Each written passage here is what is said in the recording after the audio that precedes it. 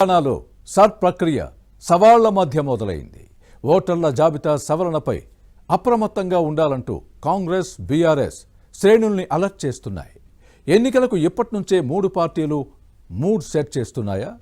మాట వినని ఎమ్మెల్యేలను మార్చేస్తానని సీఎం రేవంత్ వార్నింగ్ ఎందుకు ఇచ్చారు? తమపై వస్తోన్న ఆరోపణలకు బీజేపీ కౌంటర్ ఏంటి?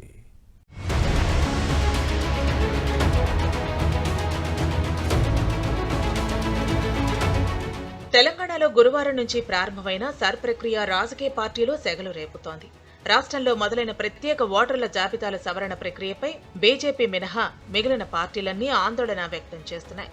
వచ్చే నెల 24 వరకు సర్ ప్రక్రియ సాగనుంది. బూత్ లెవెల్ అధికారులు క్షేత్రస్థాయిలో ఇంటింటికి వెళ్లి సర్వే చేయనున్నారు. మొత్తం 119 అసెంబ్లీ నియోజకవర్గాల్లోని 35,985 పోలింగ్ బూత్ల పరిధిలో 3,38,00,000 మంది ఓటర్లకు ఎన్యూమరేషన్ పత్రాలు ఇవ్వనున్నారు. ముసాయిదా జాబితా జూలై 31న ప్రచురించనున్నారు. వచ్చే నెల 31 నుంచి ఆగస్టు 30 వరకు ఫిర్యాదులు, అభ్యంతరాలు స్వీకరణ ఉండనుంది. అక్టోబర్ 1న తుది జాబితా ప్రకటిస్తారు.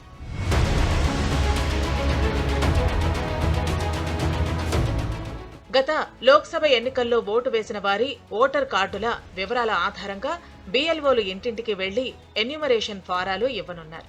ఒక్కో ఓటరుకు 2 కాపీలు ఇస్తారు. ఈ రెండింటిని నింపిన తర్వాత తిరిగి బీఎల్ఓలు వచ్చి అందులో ఒకదాన్ని తీసుకుంటారు. అలాగే రెండో ఫారంపై సంతకం చేసి అది తమకు చేరినట్లుగా ధృవీకరిస్తారు. భవిష్యత్తులో ఎలాంటి ఇబ్బందులు వచ్చినా దీన్ని చూపించవచ్చు. ఇలా ఎన్యూమరేషన్ ఫారాలు తీసుకున్న తర్వాత అందులో వివరాల ఆధారంగా జాబితా తయారు చేయనున్నారు.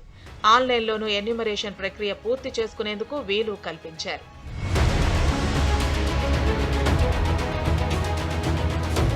సర్ ప్రక్రియ ప్రారంభం కావడంతో తెలంగాణలోని ప్రధాన పార్టీలన్నీ అలర్ట్ అయ్యాయి. క్షేత్రస్థాయిలో పర్యవేక్షించేందుకు బీఎల్ఏలను రంగంలోకి దించాయి. బీఎల్ఓలు ఇళ్లకు వెళ్లే సమయంలో రాజకీయ పార్టీల ప్రతినిధులకు సమాచారం ఇవ్వాలని అధికారులు ఆదేశించారు.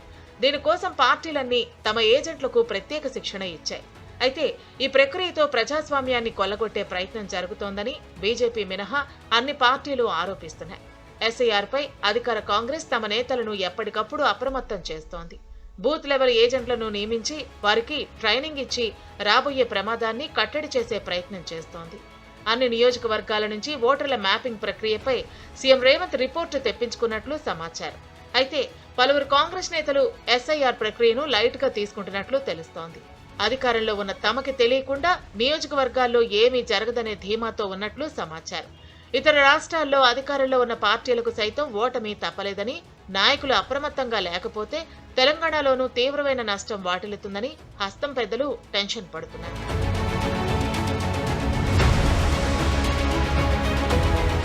ఈ క్రమంలోనే తెలంగాణలో ఓటర్ జాబితా ప్రత్యేక సవరణ ప్రక్రియ పట్ల అవగాహన సదస్సుల నిర్వహణ, దీనికి సంబంధించి పార్టీ ఆదేశాల అమల్లో నిర్లక్ష్యంగా ఉన్న ఎమ్మెల్యేలు, నియోజకవర్గ ఇన్ఛార్జీలకు సీఎం రేవంత్ రెడ్డి గట్టి క్లాస్ తీసుకున్నారు.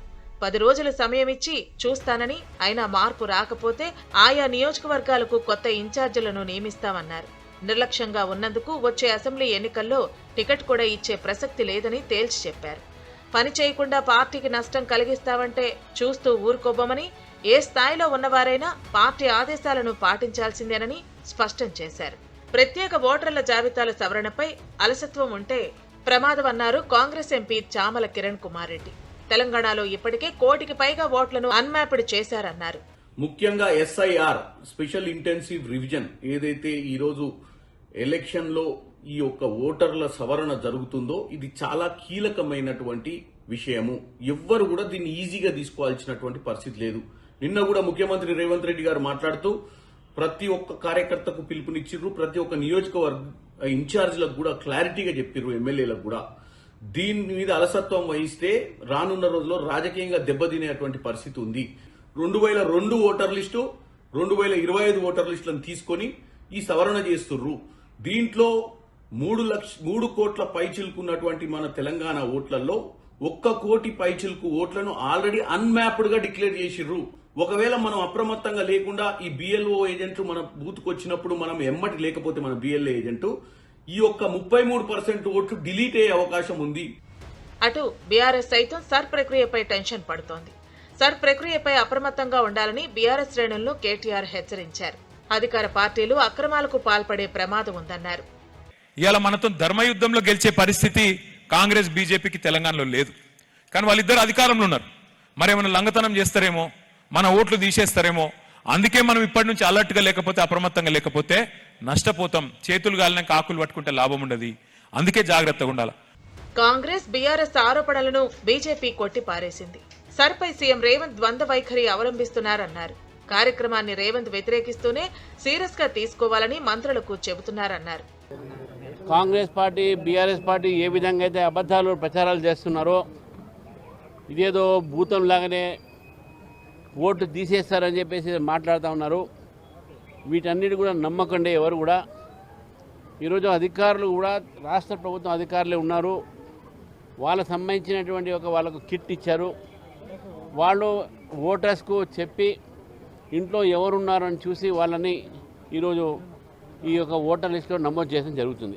పైపెచ్చు ఇద్దరు కూడా ఎస్ఐఆర్ వద్దు, దానివల్ల బీజేపీకి లాభం అండి. ఈరోజు ముఖ్యమంత్రి గారు వాళ్ళ నాయకులకు హెచ్చరించారు, ఎస్ఐఆర్లో పాల్గొనకపోతే మీ మీద చర్య ఉంటుందని చెప్పారు. మళ్ళీ ఎందుకు ఇస్తున్నాడు అట్లా? అంటే ఎస్ఐఆర్ వాళ్ళు పెట్టిన ఎస్ఐఆర్ వాళ్ళ ప్రభుత్వంలో 10 సార్లు జరిగినాయి కాంగ్రెస్ ప్రభుత్వం గతంలో.